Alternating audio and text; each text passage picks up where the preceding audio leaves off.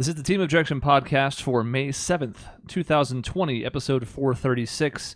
And you will very quickly notice if you are on the YouTube channel that we have slightly new arrangements on screen. Dave is transformed into a girl. Yes, we all knew this moment was coming, and it has finally arrived.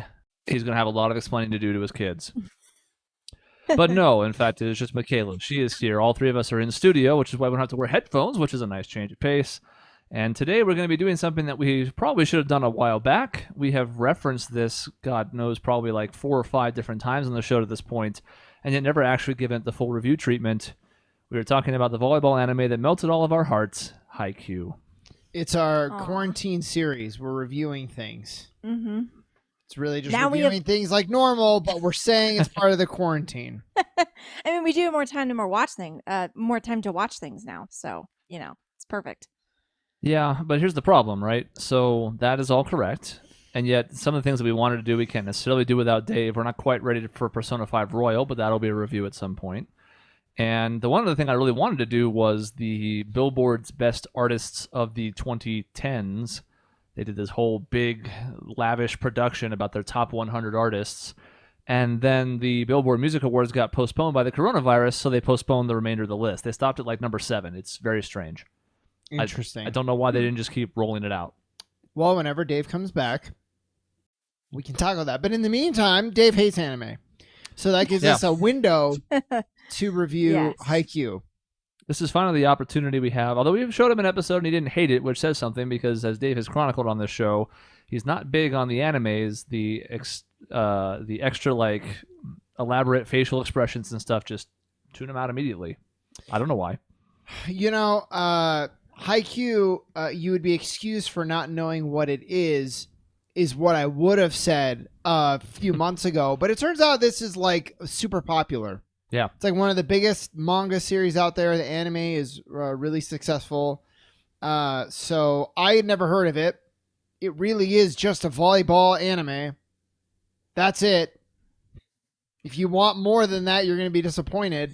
But it, I don't even know where to start. Where do you start with a show like this? God. First episode? I mean, it falls into the tropes, and I don't mean that in a bad thing, but you have the spunky, like, energetic hero, and then his foil, who's kind of like the asshole, like a tsundere, but like a male form. Yeah, whatever the male version of that is. I don't know the name. But. Yeah, I mean, it's nice just in episode 1. The show gets better and better as it goes, I feel. And I'm already kind of at the point where I'm super hooked by about episode 10. And that sounds like, well, it's a big investment. No, I mean, the first episodes are good. It's just things really start to pick up at that point and then never really stop. But even from episode 1, you have this interesting protagonist who is, like Shaun said, sort of a normalized person at this point, what you'd expect from a protagonist. But at the same time, it's just kind of fun watching him in his plight. He just really wants to play volleyball. He loves the sport. He harangues some of his middle school friends into playing with him. They get the shit kicked out of him. It's really, really bad.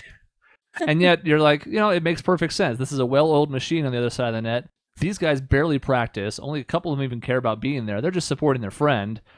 So and you get the foils right away because they're on opposite teams in that. And then they have to be teammates by the end of the first episode. They find out they're going to the same high school. And thus the stage is set.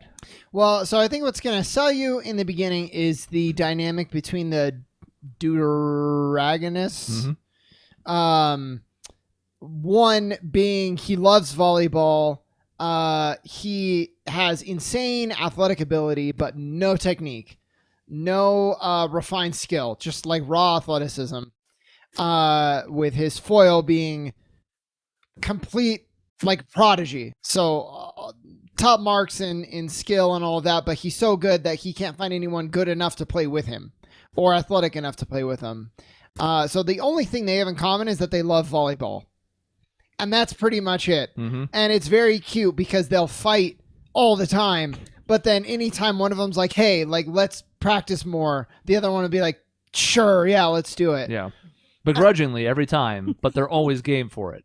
Yeah, sure, asshole, let's practice. So like that's what will hook you at first. And then you start to learn more about the rest of the cast, which is really well done. I care about some of the characters more than others, but it really is an ensemble cast. And each person kind of gets their limelight, their time in the limelight. Even like the B-list characters who seem to only be in the background for most of the show, they get their moment too.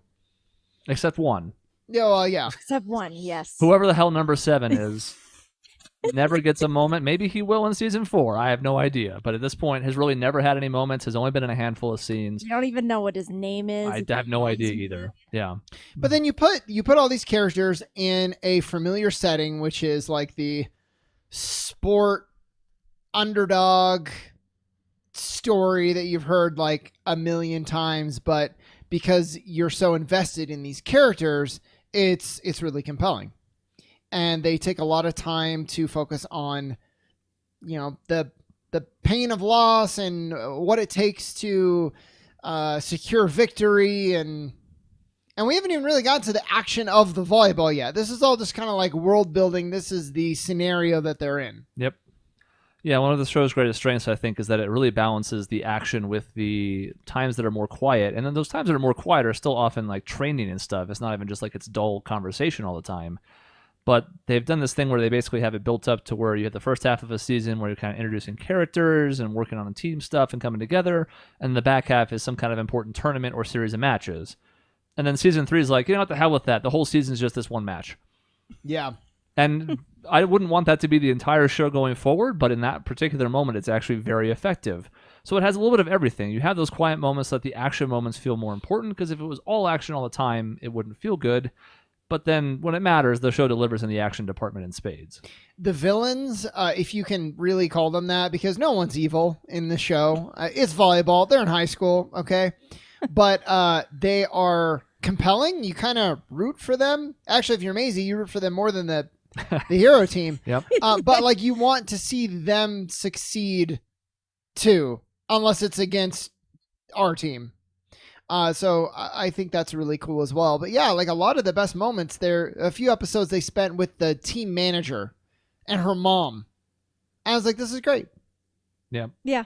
It's all really good. It ticks the shonen boxes of like there are techniques that they're learning and there's training sessions and it's all about getting stronger, and so it's all the shit that I love, but like packaged in a volleyball like wrapping paper. And It's great. Other than perhaps the extremes of Hinata's athleticism, none of it's really outlandish. This isn't like an over-the-top thing. It's actually very, very realistic volleyball. And what's interesting is you can come at this being not a fan of the sport whatsoever, and they are just kind of exploring and kind of like having this primer for different concepts along the way. From the basic to some more advanced stuff where I'm like, yeah, I mean, I've played in some rec leagues that at least have some decent level players, and like this is stuff I've never even seen. I've heard about it. I've watched a little bit of Olympic volleyball. I had an aunt who taught volleyball for a while. But to see it actually explained in an anime in a way that makes sense too. It's not like it takes an elaborate explanation. It's kind of like, all right, so now we're going to shift our block over this way because this guy's left-handed, so we have to adjust a little bit, and that's going to take some time. And just a ton of examples like that where it's really easy for new fans to pick up. Yeah, they almost could.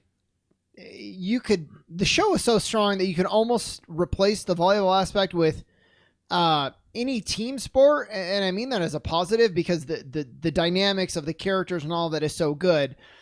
But they do take advantage of volleyball with some advanced volleyball moves that they make really accessible and interesting for the viewer, even if you're not well acquainted. I know. Have you ever watched? You've watched us play in our shitty rec league. That's probably the extent of it. That's the extent of it. So the fact that I went from being like, I mean, I don't watch sports a lot anyways, to like being obsessed with this show completely and being like, oh my God, and like knowing all the terms and the technical stuff. It was great. I did not expect to enjoy this show as much as I did. Like I expected to like it because I had heard good things, but I did not expect to just like fall head over heels in love with it. And that's exactly what happened because everything works. The story works. The characters work. The animation is great. Music is great. Like everything about it is just awesome. So To Sean's point about the shonen aspect too, I mentioned, like, again, Hinata can sometimes run across the net in like 4 seconds, and that doesn't really happen in volleyball, especially multiple times. But beyond that, everything else is perfect, and they are all like little mini techniques, and they react as though it were sort of like a Dragon Ball level thing. You know, when there's like a really tall player and he's above the block on defense, and he just spikes it over the top of 6 outstretched arms, they have to like take a second and be like, "What did I just see? Like, can he do that? Is that possible?" It has a very similar feel to it, and yet it all still works. Again, it's not so over the top. It's just kind of like, oh yeah, that's going to present a problem, and now how do the heroes adjust to it? And then back and forth strategy.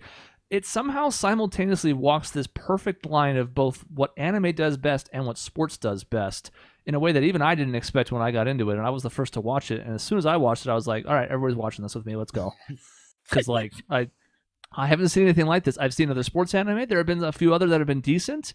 I have never seen one like this. Yeah, I mean, I was going to work and I was telling people like what I'm doing this weekend, and we happen to be watching the season where the whole season is a match. I wouldn't even say what match, so as to not spoil anything. And I said I have the feeling going into this weekend that I do when like the Suns are playing like a big opponent back when they used to play meaningful games, which is about a decade ago.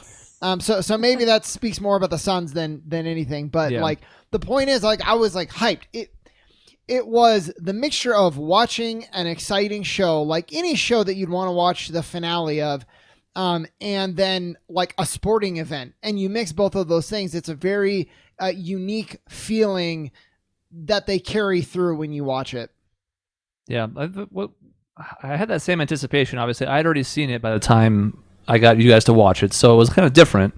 But I still enjoy going through those with you guys. And the difference now is like, I was so excited the second time, even sort of knowing what was coming, maybe more so because I knew it was coming. I'm like, all right, awesome. This weekend we're going to go through this whole thing. We're going to watch all 10 episodes in one go. And I was still the same. I felt the same level of excitement. And yeah, I mean, I'm wearing a Sun shirt. I understand, you know. Yeah. We have bad levels of comparison now. They're not what they used to be. But I remember that feeling. It hasn't been that long. It was only 10 years ago. I remember the anticipation of like Game 5 of the Western Conference Finals in 2010. Yeah. Watching every like possible sports show. Like I watched, you know, Pardon the Interruption and Around the Horn every day just because I was like, they're going to talk about us. This big game's coming. And then we got gut punched in Game 5 and I wanted to kill myself. But that hasn't happened here yet. Even in the moments where the team struggles and doesn't come up victorious, which happens, it feels like they tried their best and they can always build on it. They can get stronger from it. So you never walk away being like, oh, I'm so disappointed that this happened. All of it's just for the greater story.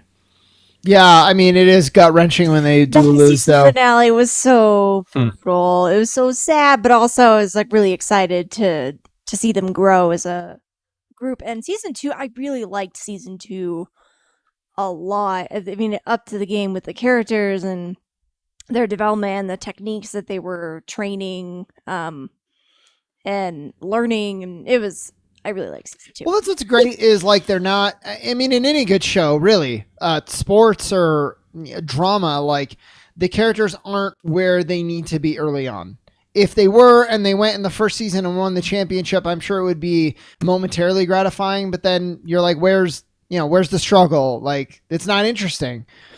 So they definitely go through their own tribulations, and they get stronger in some ways, and then they have things to work on in other ways, and it's just really well balanced. So the time has come to ask you this simple question: who is your favorite character? So hard. I like everyone, like literally. I mean, except for number 7 because he's a ghost. I mean, it's hard to like something that's not there.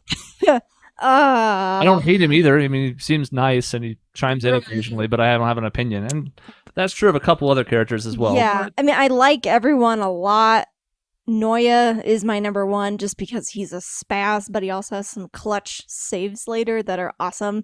And then Tadashi is my spirit animal. Oh, yeah. He grew on me a lot. I didn't know he wasn't a student. I thought he was a student like the whole time. Wait. Am I talking? I mean, are we even talking about the right person? I think you're talking about the same person. That's green hair knuckleball server. Yes. Oh yeah. Clutch server. That's right. Mm-hmm. Yeah, a surprisingly small character in the grand scheme of things, but I think he's as worthy of investment as anybody else as we get an Amber Alert that blares through everyone's microphone. Okay, I can't stop it. I also have 2 speakers because I have a 10 now, so I can't block them. But okay, great. He he gets some good volleyball moments, but also some good like character moments. Like he's not. That's the thing is like they don't just say, "Well, this character's in the background, so we never have to spend any time on them." Like they get their time in the sun. Yeah. And that's a core concept that I think Dragon Ball has lost sight of over the years. They did a little bit better of it with this most recent tournament in Super, giving some of these other characters besides Goku and Vegeta time to do a few things, even if they're not ultimately involved in the end results.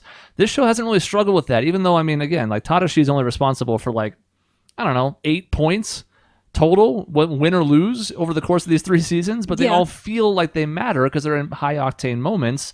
And then when he comes back off the court, you're like, all right, now everybody else is going to pick up the slack. So they do a really good job with that. I think it's one of the show's biggest strengths. I also feel like there's, to an extent, there's not a lot of narrative, plot armor. Like you'll get big build up to a moment and it'll fail, like as much as it succeeds, and it keeps you on your toes. So I like that too. It's hard for my favorite character. I tend to always. So often I like the main character a lot. Like I love Hinata. I think he's really interesting. Deku in My Hero Academia. Like I always do relate. I like the main characters, but Kageyama, I mean, he's the best. Yeah. And but it's their dynamic of why I think he's the best. So like if I could choose both of them together, that would probably be my vote because I think they're so interesting and they're so cute. And the one thing that they have in common, it makes me so happy. I relate to that a lot. As time has gone on, I mean, I love Noya. He'll still be near the top of my list. I think Daichi has pipped him for me now. I think just having this solid team captain who has this pent-up rage inside of him that everybody fears secretly and has to deal with all these fucking shenanigans around him all the time. Like he's just Daichi is awesome. Just nonstop. But also the fact that he comes up so clutch. What's great about him is like he doesn't really have any of these quirks. Like, everybody else in the team for the most part has something that they're especially good at. Like one area in particular that they've literally carved as their own niche. Except maybe Kageyama, who's just his niche is being good at everything. But right. He is. Well, he's the only reason that team survives, to be honest, because he plugs in all the holes of these unrefined players that they have. To quote that one video, like they would be sunk without that guy. Yeah, like 100%. They would be done. He is their receiver because everyone else can't receive. Well, except for Noya, but all the first years suck at it. So yeah, well, literally and figuratively, he's there for clutch. Like they'll get someone serving against them that no one can return against, and he's able to do it almost as good as Noya. And then he's the emotional leader. He calms everybody down, or he gets morale up when it's low. Whatever the team needs, he's there to fill in the gaps. And I love Suga. I was just thinking about Suga too. I like everyone. I can't pick him as a favorite character. He's just not in enough of it compared to everybody else, and that's okay because again, everybody kind of has their roles and their own lanes to fill. But man, just some of the better moments are just him kind of helping people on the sidelines, helping people in practice, pulling them aside after a game, and he's like the number 2 for Daichi's number 1, which is funny because he actually wears number 2. But it just works out perfectly between the two of them. That dynamic, I think, is what helps all these youngsters on this team that are talented but have no clue what they're doing out there. So, I mean, I think what's funny about this is that you talked about deuteragonists, and they are. I mean, there's no question Hinata and Kageyama are the main characters of the show, but it ended up being a hell of a lot more of an ensemble show than I thought it would. I thought it was going to be like the Hinata Kageyama show going in, and I was pleasantly surprised that it actually did become a huge ensemble cast, and that I ended up caring about every single player pretty much. That doesn't happen most of the time. I mean, even Tsukushima is the MVP of season 3. Yeah, I mean, he's in it as much as anybody, and and all of his growth is on display.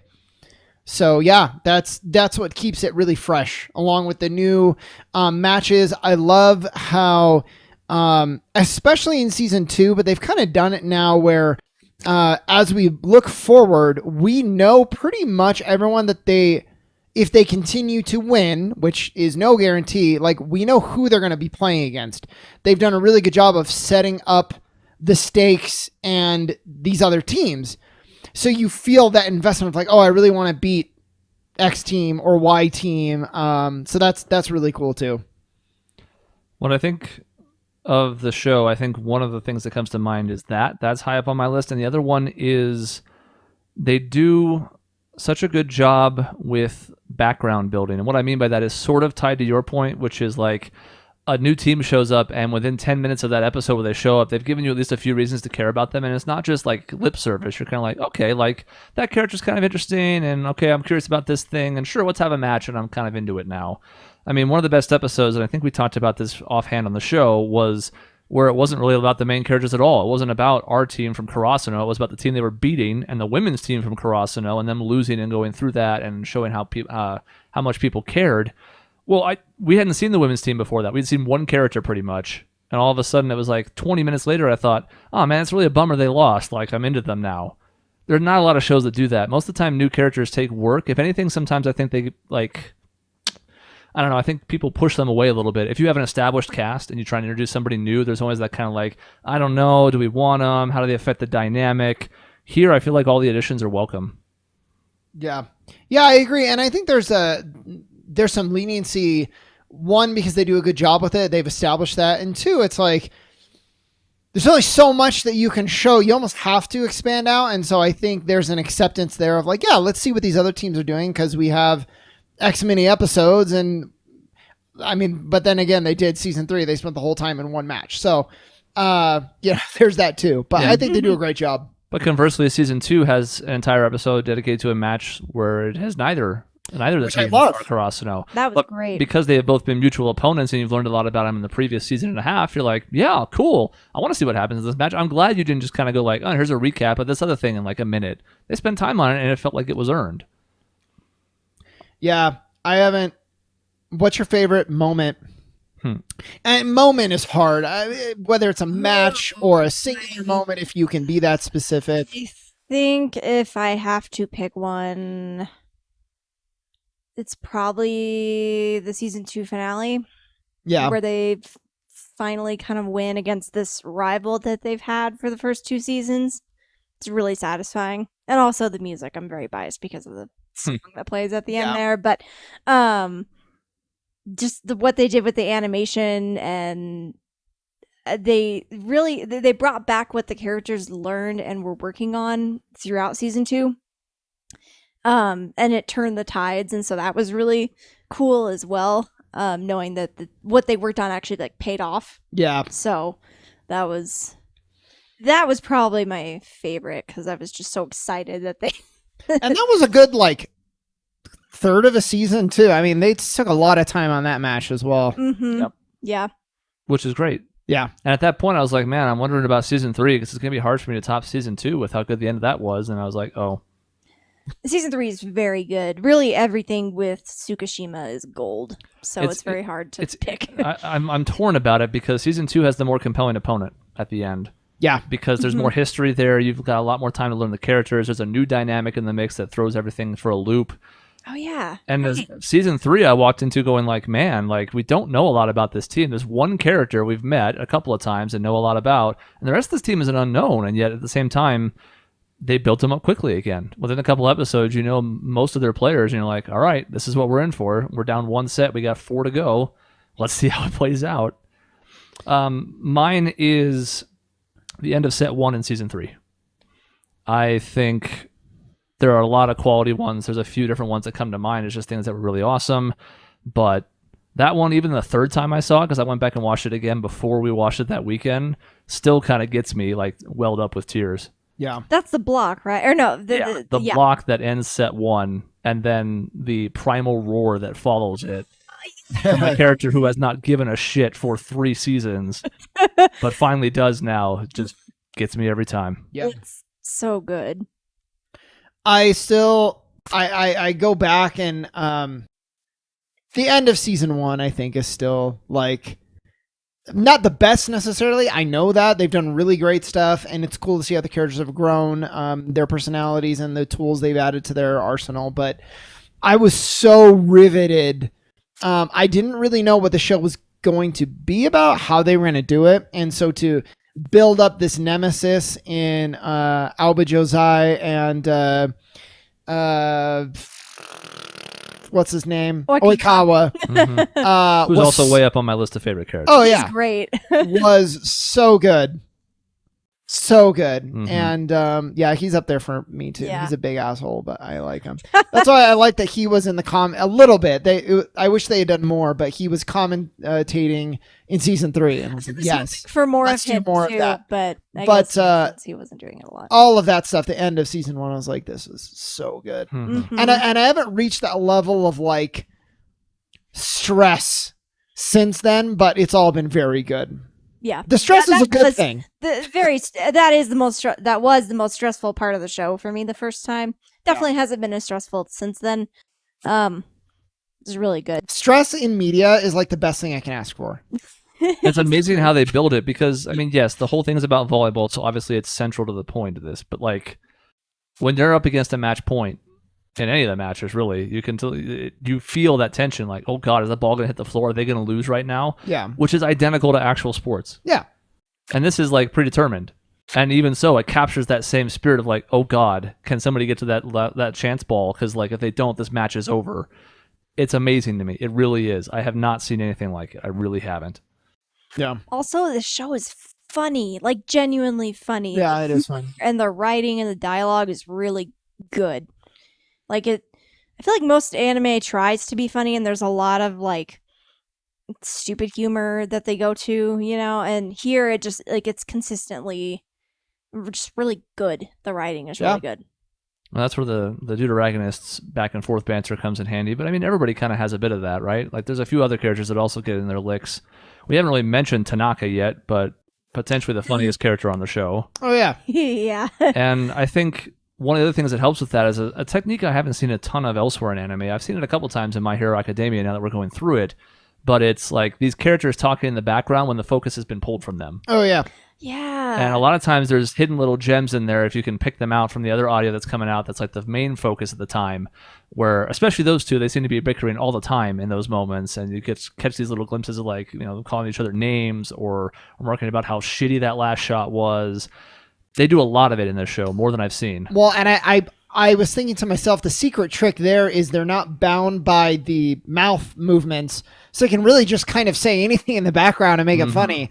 And that's one of my favorite things too, actually, specifically that when they keep talking in the background, even as the character in the foreground has taken over the conversation, you can still hear them, and it's hilarious to me every time. Yeah, and you're right. I don't think I've really come across it in any other shows, but this one does it extremely well and a lot, and it's great. And the music's really good. You touched on that. Mhm. It's the composer of My Hero Academia, at least for the one song. I imagine all of it, but A good chunk of it. There might be some other people helping, but And Yeah. the primary composer.